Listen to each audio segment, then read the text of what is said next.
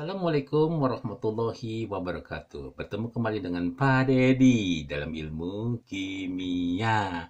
Tentu saja hari ini kita akan membahas lanjutan dari polimer, yaitu meliputi sifat beberapa polimer. Jadi, senyawa polimer ini mempunyai beberapa sifat yang perlu kita ketahui sehingga nanti penggunaannya dapat lebih efektif lagi ya. Oke, kita mulai ya dari sifat daripada polimer ya. Ya, kita lihat dulu sifat-sifat daripada polimer. Pertama, sifat polimer itu adalah termoplastik. Termo, panas ya, termoplastik. Jadi termoplastik itu yaitu polimer yang bersifat kenyal atau liat. Jika dipanaskan dan dapat dibentuk menurut pola yang diinginkan. Setelah didinginkan, polimer menjadi keras dan kehilangan sifat kekenyalan ya. Jadi sifat kenyalnya jadi hilang gitu.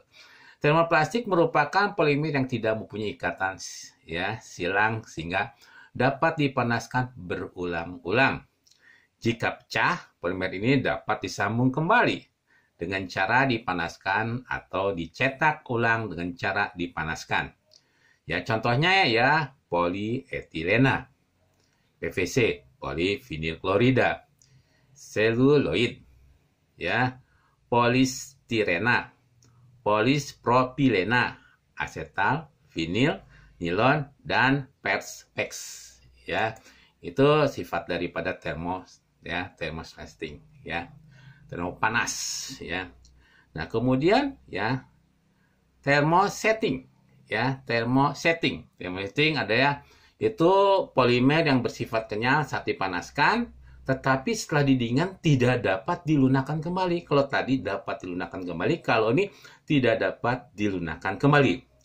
Termosetting merupakan polimer yang mempunyai ikatan ulang sehingga hanya dapat dipanaskan sekali saja pembuatannya. Jadi hanya bisa satu kali, kalau yang tadi bisa berulang-ulang.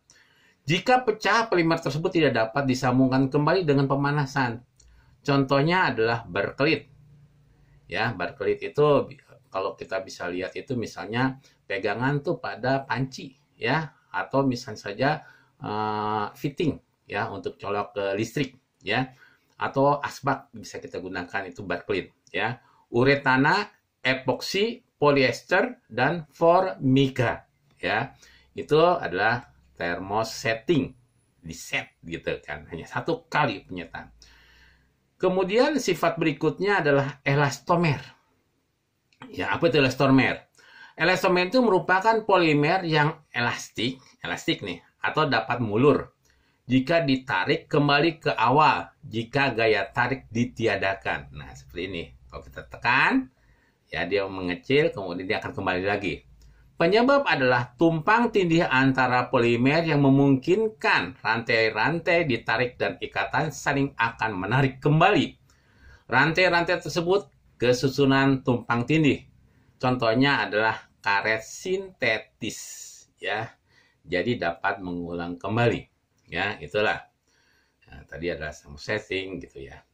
Kemudian beberapa polimer sintetis yang penting ya. Yang kita lihat dalam kehidupan sehari yang penting itu apa? Tadi dikatakan adalah polietena atau polyethylene. Polyethylene merupakan polimer plastik yang sifatnya ulet, liat, rapatan rendah, lentur, sukar rusak jika lama dalam keadaan terbuka di udara maupun jika terkena tanah atau lumpur. Tetapi tidak tahan panas. Polietilen adalah plastik yang banyak diproduksi dicetak lembarannya untuk kantung plastik. Nah, ini kantung-kantung plastik, pembungkus makanan, ember, dan sebagainya. Ya, itu adalah bahannya dari polietena. Bagaimana dengan polipropena? Ya, polipropena ini mempunyai sifat yang hampir mirip dengan polietena. Hanya kekuatan lebih besar dan lebih tahan panas, serta tahan terhadap reaksi asam dan basa. Digunakan untuk membuat botol plastik, karung, bak, air, tali, dan kabel. Ya, itu penggunaan dari polipropena. Ya, lanjutnya lagi, kita lihat lagi. Ya, masih beberapa sifat dari polisintetis yang penting. PVC, polyvinyl klorida. PVC ini mempunyai sifat keras, kaku, tahan lama, dan tahan air. Digunakan untuk membuat pipa plastik, pipa paralon, pipa kabel listrik, kulit sintetis, ubin plastik, pembungkus makanan, jas hujan, sol sepatu, sarung tangan, dan botol sampo. Ya, itu kita bisa menggunakan PVC, polyvinyl klorida. Kemudian teflon. Ya, teflon itu tetrafluoroetena. Ya, teflon merupakan lapisan tipis yang sangat tahan panas dan tahan terhadap bahan kimia. Jadi lapisan tipis. Nah, lapisan tipis di sini itulah namanya teflon, bukan alatnya ini. Ya, atau dikatakan ini majan gitu kan. Itu teflon, bukan. Tapi di teflon ini adalah lapisan tipisnya. Digunakan untuk pelapis wajan, panci, anti lengket, pelapis tangki di pabrik kimia, pipa anti patah, dan kabel listrik. Ya, itulah penggunaan daripada teflon. Ya. Selanjutnya ada polistirena. Polistirena ini banyak digunakan karena mempunyai sifat kaku dan pengisolasi, sifatnya rapuh dan kenyal. Digunakan untuk kabin radio, TV, tape, pendingin atau freezer, boneka, botol plastik, bening, dan bahan pena.